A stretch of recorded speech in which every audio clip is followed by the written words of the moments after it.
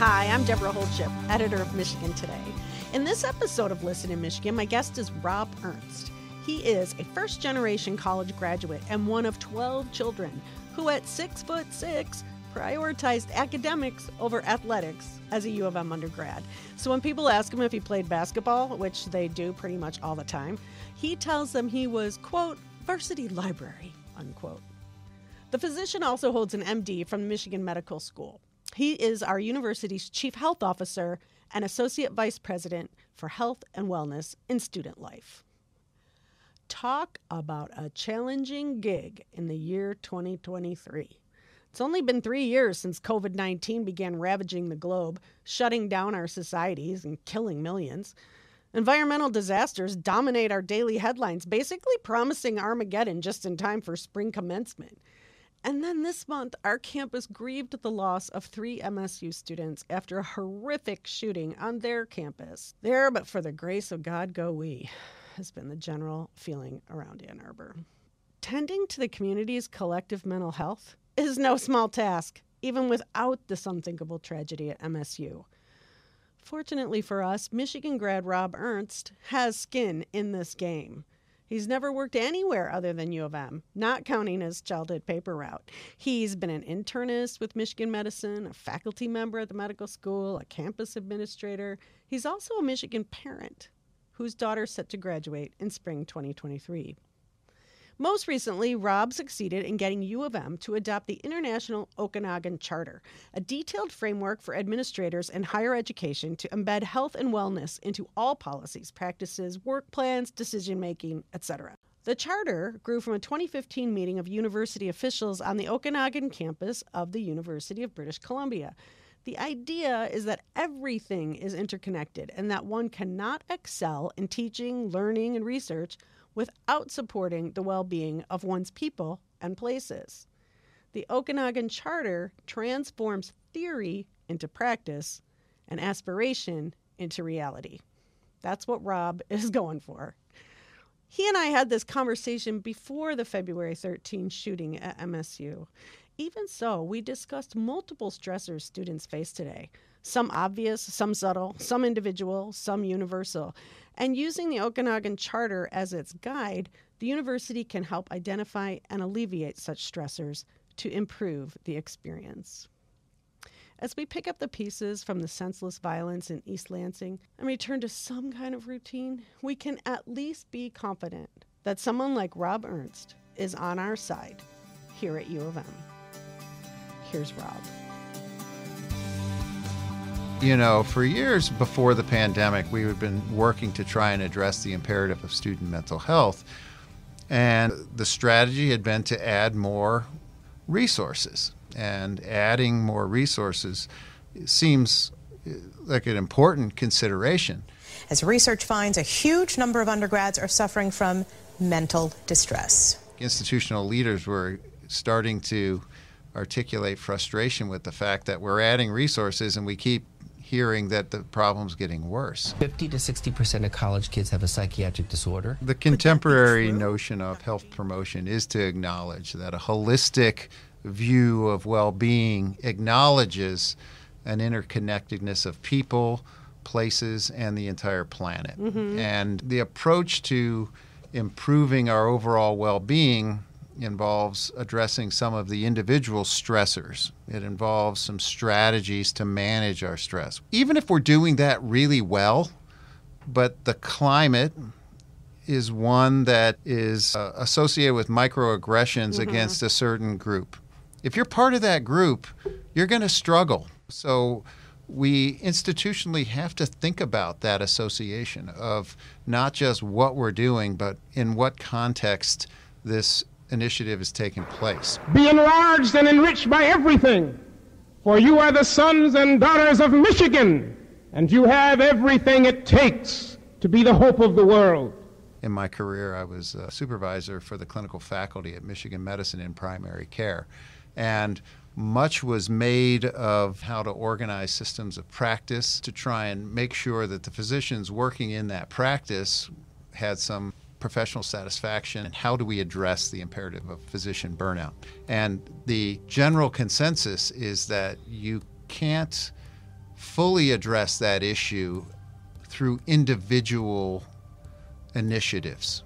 So you can't yoga your way out of physician burnout. To really move the needle, you have to think on a systems-based approaches and try to identify and address some of the upstream effects. So the Okanagan Charter is the framework to embed health and well-being into all aspects of your policies and your procedural structures, so that if you intentionally aspire to be a health-promoting university, you might think of systems and policies differently. We are learning more about last night's shootings on MSU's campus that left 3 students dead, 5 others are critically wounded, and we have learned it really does resonate with people to think about upstream, causes of stress, and identifying some of those less obvious stressors is really important work. I think about it like health insurance. Health insurance is regarded by many as having it there in case you need it. But really, for many, if you don't have it, it's a huge stressor. So we actively work with students to connect them with insurance if they don't have it. So these are the less obvious upstream causes of anxiety beyond the academic stressors or relationship stressors and things like that. Right. 2022, another year of climate and weather chaos around the world. Whether it's the presence of institutionalized racism or just the anxiety that many of us, many young people feel about the impact of global warming on the planet itself. I mean, that's just an overwhelming feeling that many are experiencing. So we must attend to that. We can't center our own individual well-being if the community around us is struggling.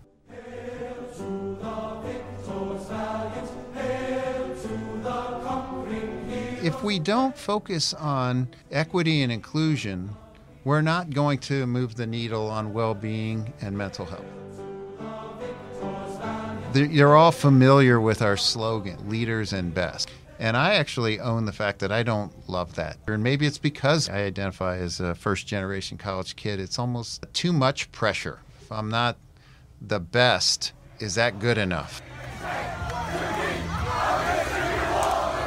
The one that I prefer slogan, which is, it's great to be a Michigan Wolverine. And you can just see how that is a more inclusive and connecting kind of way to bring people together. I think the sense of belonging is critical to the environment if we're going to expect that people experience a sense of thriving in the community. Universities and colleges in the United States have comparatively been behind the curve on this one.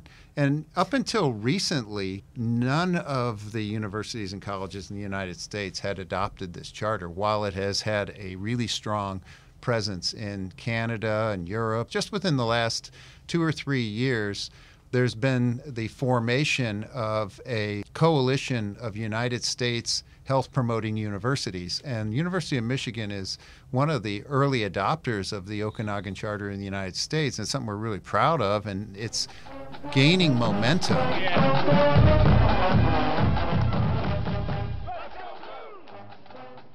How does it kind of guide you in your work here? I've met a lot of people who disagree with a lot that I say. I should say that.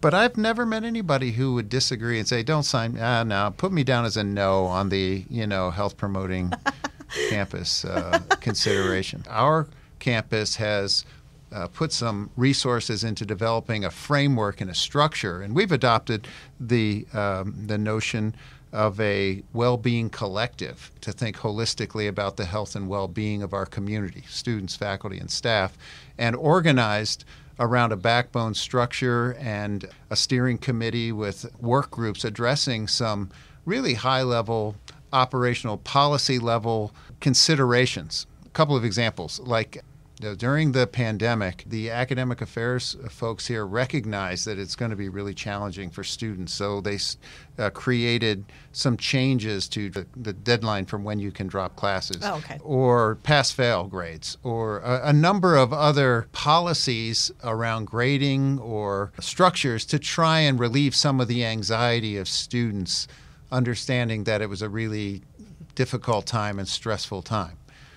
what we're doing now is bringing a group of academic affairs leaders together with others from across campus and thinking through whether or not it makes sense to keep some of these policies, because it's still stressful for students. It may help relieve some of the academic pressure or stress that students have. So that's a great example of having a structure where it makes sense to have these conversations. It's embedded within the steering committee that has a work group that seats at the table people in a position to consider our academic policies in service to the stress on students. COVID-19, the disease that defined our lives in 2020. You know, when it started, I was very much on the front lines as a practitioner and in student life, overseeing our health and wellness clinical resources. So had some awareness of what might happen, and there's been some structure around emergency preparedness. You know, a lot of us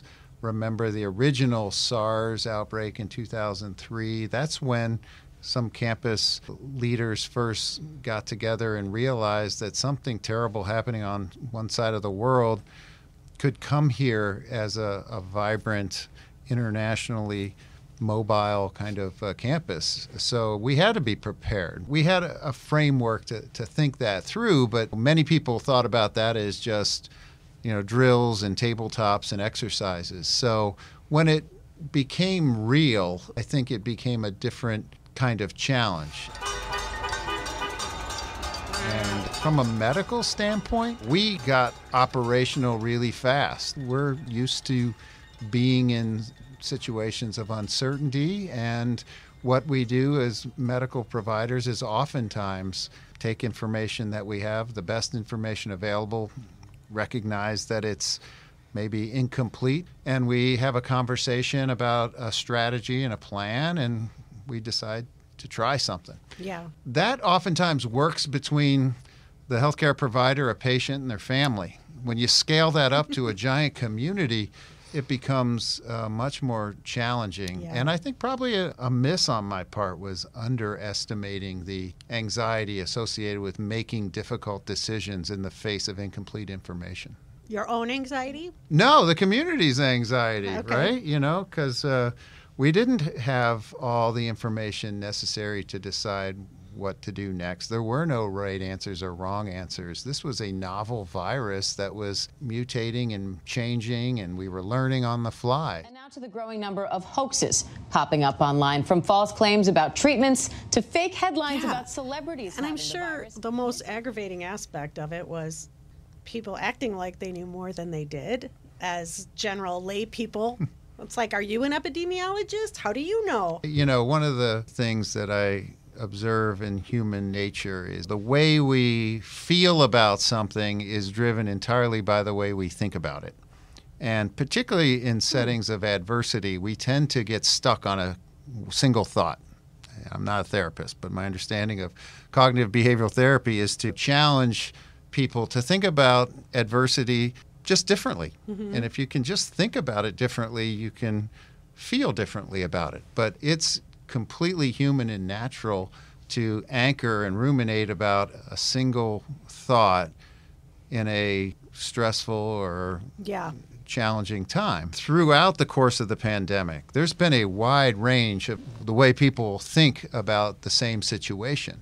And then there have been people anchored to those thoughts. Governor Whitmer has been the target of protests since last spring over restrictions aimed to stop the spread of COVID amid one of the early outbreaks. Michigan, of course, a hot spot at the time. Today, Governor Whitmer be transparent and open and communicate, understanding that the audience was anchored in a wide range. That's tough, you know, and when you receive information from an institution, you are prone to raise an eyebrow and wonder if they're telling you the truth. Everyone sees it through their own lens of, no, I don't want to go to the classroom. Yes, I do want to go to the classroom. No, I want this to be open. I want it to be closed. I think that was another thing I wish we'd have maybe done a little bit better, was to just reiterate what our shared common understanding about what success would look like. I've been at the university for 35 years, you know, and I really have a deep appreciation for how important the work we do is. I was a medical student, practicing healthcare provider, a faculty member at the medical school, administrative person. I'm a parent of a couple of Michigan students, so You've got it all. I really whole picture. I really strongly believe that what we do here as an institution is important, and I very much believed that getting back to doing that important work couldn't have been more important during the time of the pandemic, whether it's opening the labs, which we were able to successfully do, or get students back in the classroom, or keep doing the important service that we do to the community, was just really the most important thing, was that continuity of our core operations. And we lost track of that in different conversations about other kinds of outcomes, whether it was, are we testing enough? How many cases? Or is it severity of case or the number of cases? So there wasn't a shared understanding of what the outcomes should be to move forward. It's really challenging. And I think we could have been better to get buy-in on that. Yeah.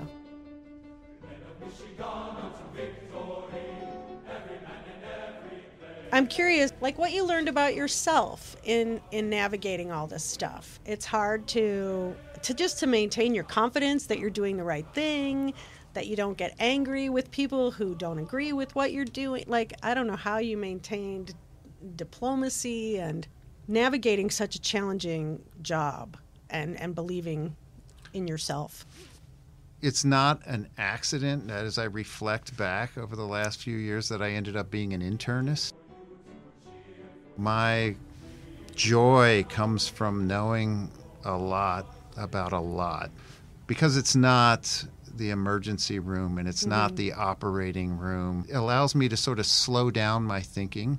I've reflected a lot about how people sometimes just can be reactive in a survival mode and just really quickly attach to something or react very quickly and just act like that's truth or right. Over the years, and I think because of my training and my experience, I've been able to just slow down my thinking, be curious, value more information that comes through, and just try to be thoughtful in I don't want to say this in a bad way, like it's slow, but it's at least not reactive. It's thoughtful. Yeah.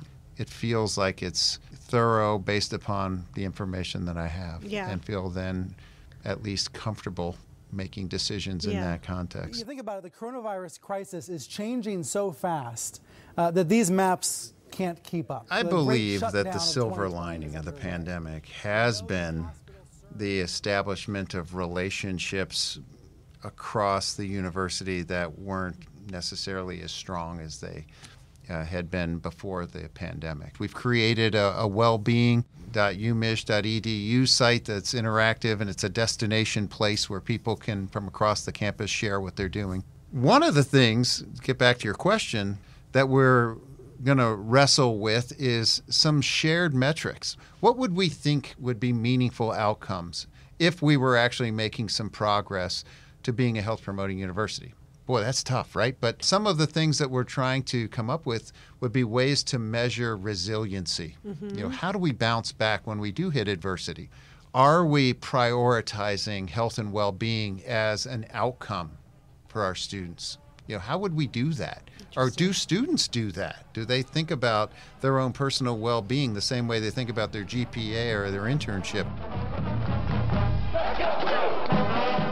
The Michigan students we attract are an impressive group of young people, and I think they come here with a high expectation for a Michigan experience. It's actually, I think, one of the really rewarding sort of feelings about the last couple of semesters that are starting to feel, I wouldn't say normal or back to normal, but I actually think about it as kind of being able to deliver on the Michigan experience that students come here and want to have, you know, and that Michigan experience includes instruction for sure. It includes connections to the next step in life, but it also includes, you know, relationships with others and finding lifelong friends or really figuring themselves out, college is a really transformative time for young people.